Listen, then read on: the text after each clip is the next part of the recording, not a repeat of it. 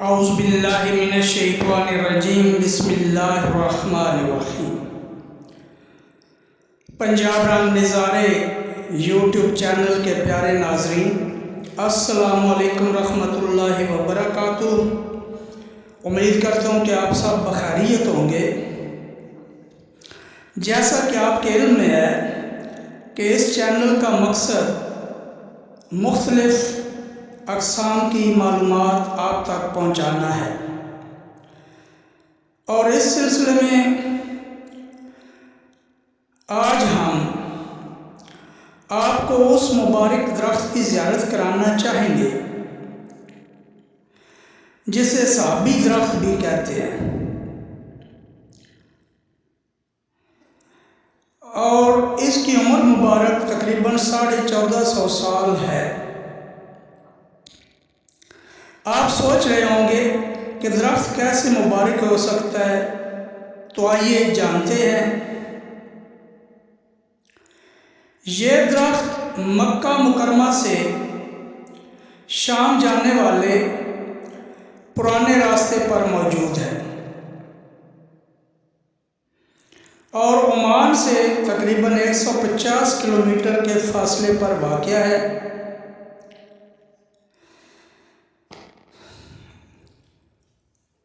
حیرانی کی یہ بات ہے کہ یہ درخت 1450 سال کی عمر میں بھی پھلا پھولا اور ہرا بھرا موجود ہے، جو اردن کے شمالی صحرائی علاقے میں ہے۔ اس علاقے کو وادی صفاوی کہتے ہیں۔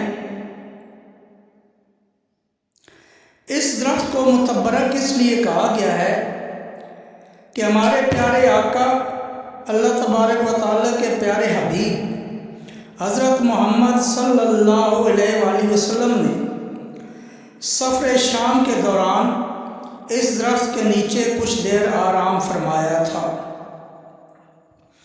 اسی وجہ سے یہ درخت نہ صرف متبرک ٹھہرا، بلکہ آپ صلی اللہ علیہ وآلہ وسلم کی نسبت ہونے کے ساتھ ہمیشہ کے لیے ہرا بھرا ہو گیا۔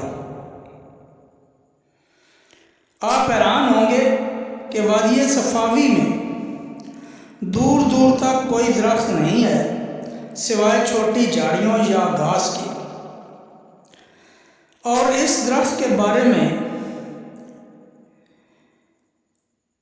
بالخصوص عیسائیوں میں مشہور تھا کہ اس درخت پہ جنات رہتے ہیں، اور اس درخت کے نیچے وہ کسی کو جانے نہیں دیتے،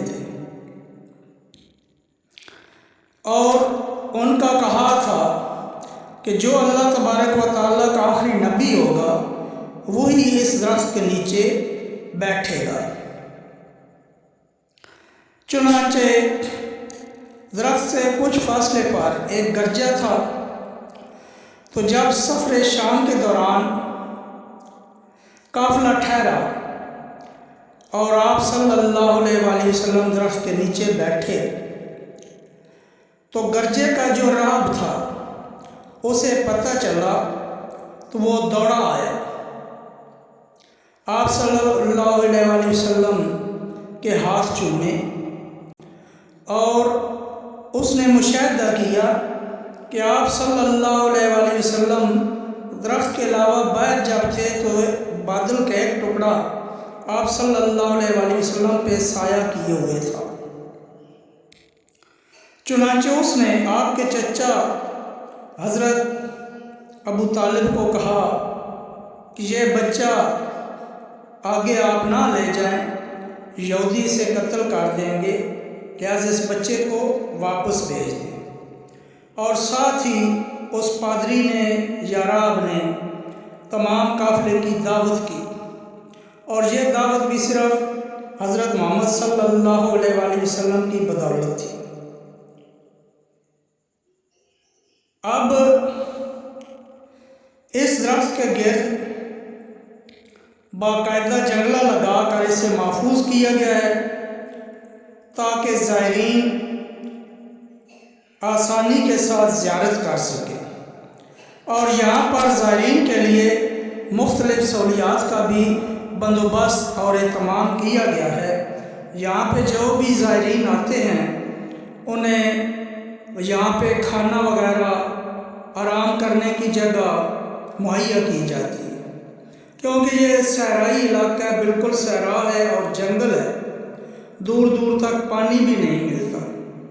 تو اس لیے حکومت نے اسے محفوظ کیا اور زائرین کے لیے بہت سی سہولیات جو تھیں ان کا اہتمام کیا۔ امید کرتا ہوں کہ آج کی یہ معلومات آپ پسند فرمائیں گے۔ اللہ تعالیٰ ہم سب کو اس جگہ کی حاضری نصیب فرمائے۔